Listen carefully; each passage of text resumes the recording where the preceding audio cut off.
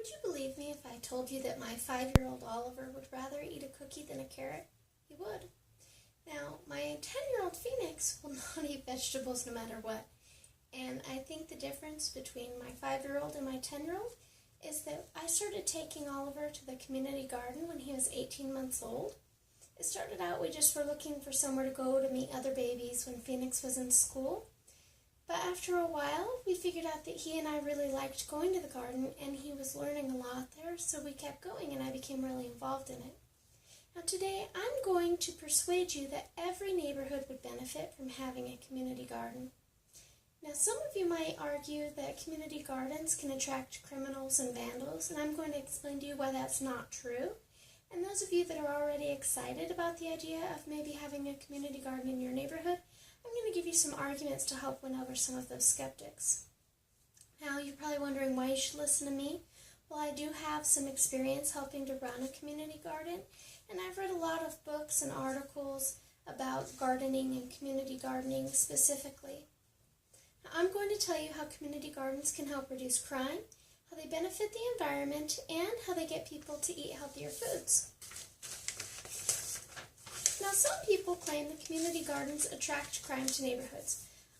I'm going to explain to you how the opposite is actually true. Community gardens have been proven to actually reduce crime.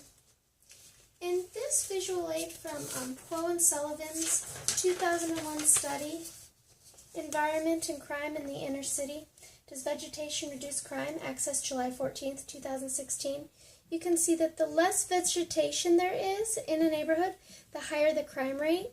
And the lower vegetation, if there's more vegetation, there is less crime.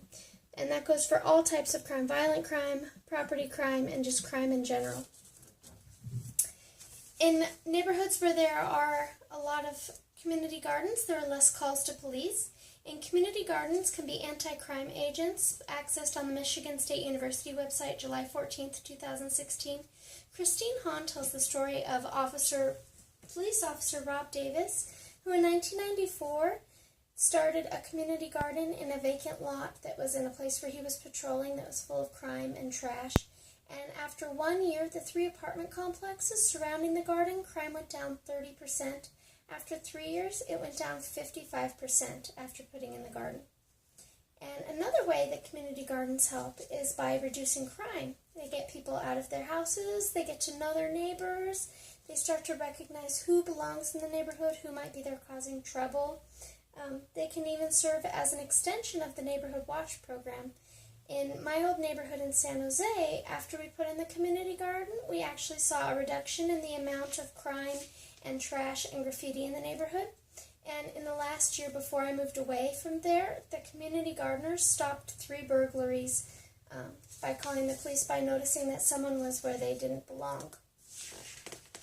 Now, community gardens don't just reduce crime. They're also good for the environment.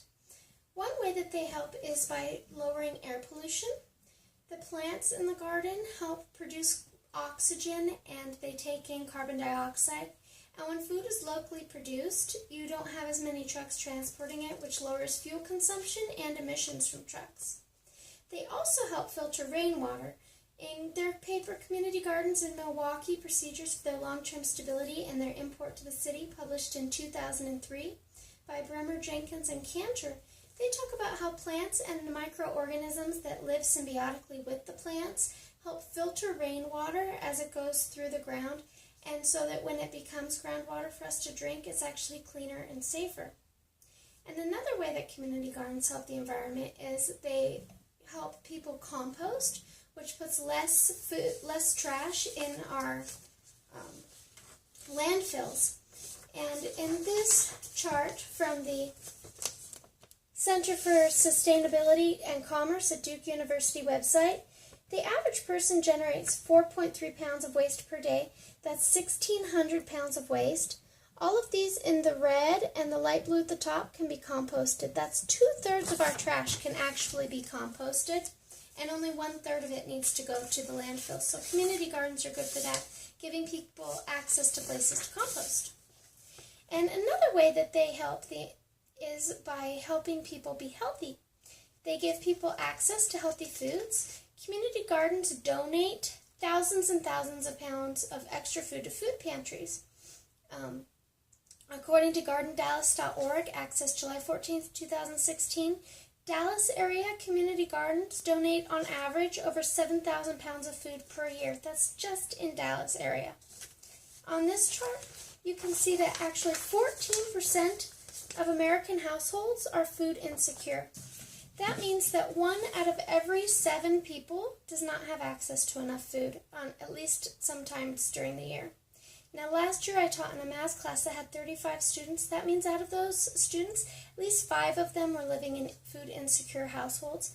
And I noticed that personally, a lot of the kids were coming in and they were not bringing lunches. They didn't have money for school lunch and they were hungry and they weren't able to concentrate. So I started actually going to Costco and buying food that I could help serve the students at my 7th period because they weren't getting enough food at home. And so one way that community gardens help is by giving people access to food that they can then bring for their kids. And they allow people who don't own land or have yards to be able to grow their own food. Growing your own food is better for you. It saves you money. I know that I personally save hundreds of dollars every year by growing food. And I'm lucky because I have a yard and so I can grow my own food, but not everybody has a yard where they can. And so community gardens are really good for giving people access. Another thing is children living in homes that garden have proven to have a healthier diet. According to Benefits of Gardening for Children fact sheet by the University of Colorado at Denver Health and Sciences Center, accessed on July 14th, children that live in a home with a gardener eat more fresh fruits and vegetables and make healthier food choices overall. So today I told you why every neighborhood would benefit from planting a community garden. Community gardens reduce crime. They help the environment, and they're a valuable resource in getting food to our nation's residents that need it the most. My son Oliver is 5 now, and he can go out, he can plant tomatoes, he can plant a cucumber. He will pick peas right off the vine and eat them out in the yard. But gardens are good for so much more than just getting kids to eat their veggies. They really help foster a sense of community and neighborhood and neighborliness and reduce crime. And I was able to find this map showing 27 already established community gardens in the Boise area. I encourage you to download and take a look at this map and find one near you and get involved. In the words of the American writer and humorist Lewis Grizzard, it's difficult to think anything but pleasant thoughts when you're eating a homegrown tomato. Thank you.